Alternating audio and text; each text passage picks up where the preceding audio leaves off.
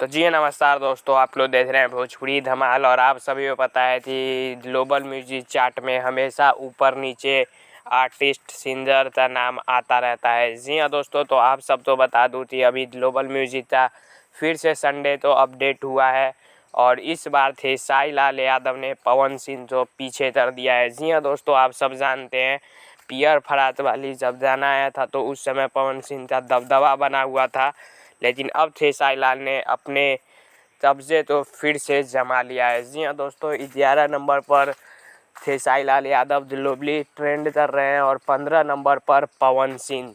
और वहीं इंडिया की बात करें तो इंडिया में खेसारी लाल यादव इंडिया में है 6 नंबर पर और पवन सिंह है 9 नंबर पर। जी हाँ दोस्तों, तो आप समझ सकते हैं कि खेसारी लाल यादव ने फिर से अपना कब्जा जमाना शुरू कर दिया है।